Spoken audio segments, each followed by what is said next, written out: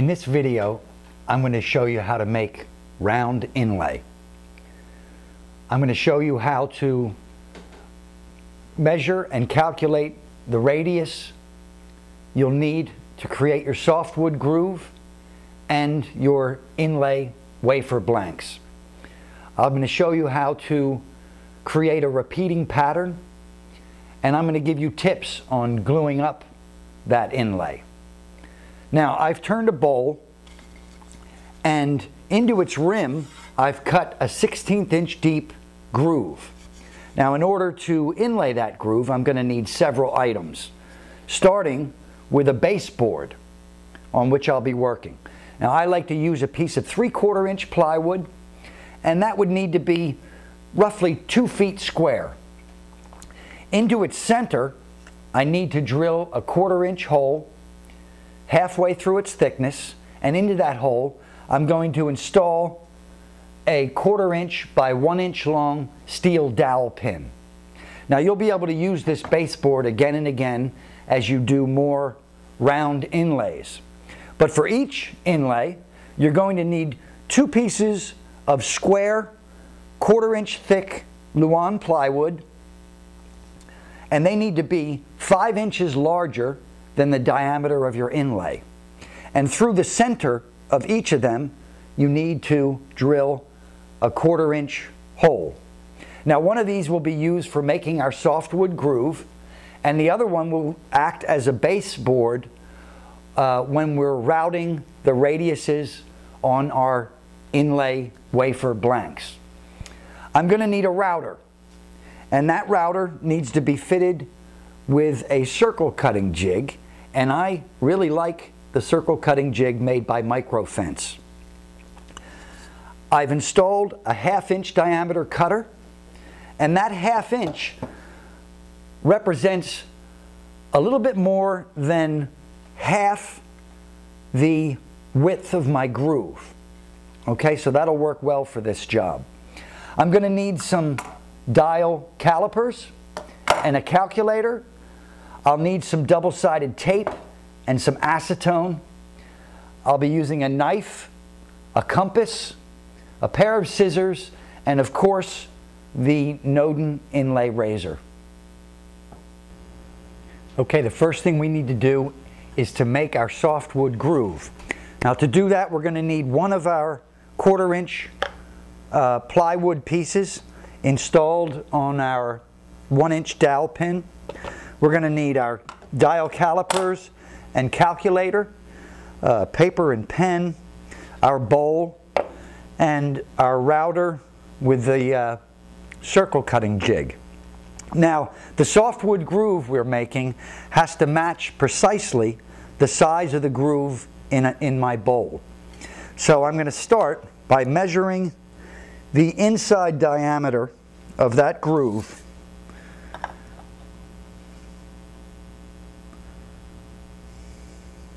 And I see that measures 6 inches, 0.68. 6.68 inches. Okay, I'm going to take 6.68 and divide by 2, and that will give me my radius.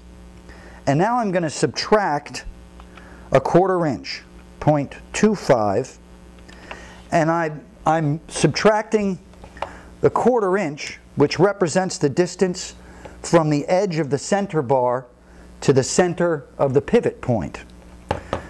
And that comes to 3.09 inches.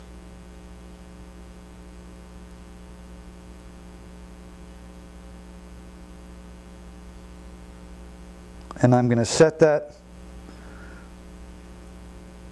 on my calipers. And then I want to use that setting to set the distance from my cutter to the edge of the center bar. Make sure one of the cutters is facing the center bar before you do that.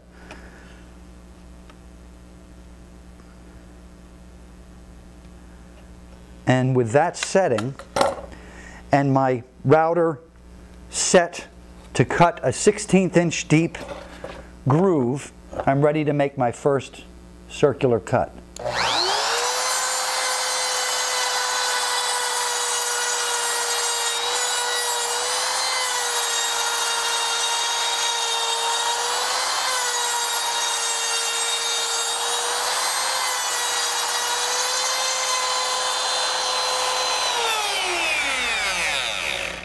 Okay, that looks good.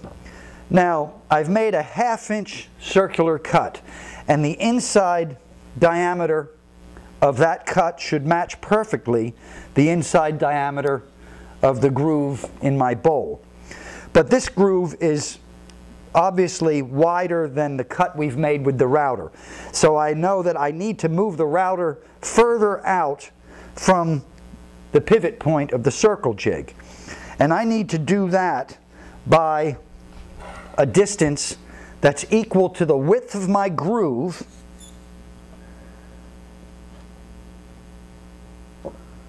which is 0.835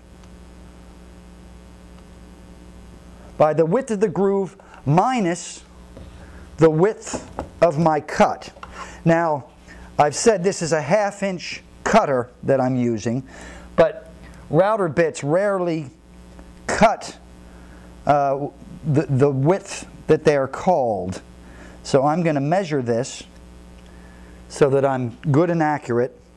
And in fact, it does come to 4.91, or I'm sorry, 0.491, which is a little bit under 1/2 an inch.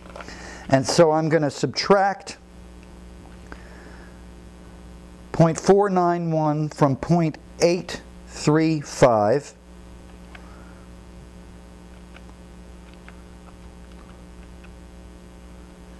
And I get 0.344, 344 thousandths. Now I'm going to use the micrometer adjustment provided by the Microfence circle cutting jig to very accurately adjust my router. Each turn of this equals 50 thousandths. So I need to turn it almost 7 times.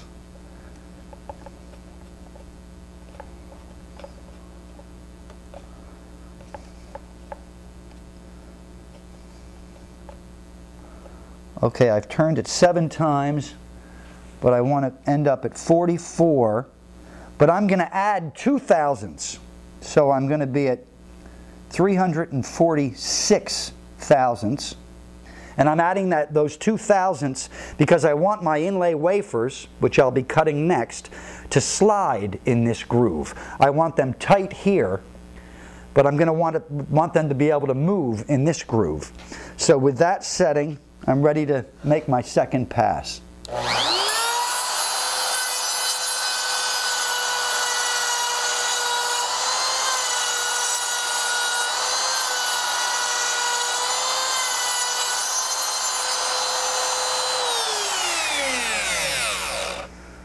Okay, now before I forget, I want to return this to, I want to subtract those 2 thousandths that I added because I need it to be set there for the next step, which will be routing our radius wafers. And so this groove should match the groove in my bowl plus 2 thousandths. And a worksheet which will help you through these calculations can be found on our website. But we're ready to take the next step.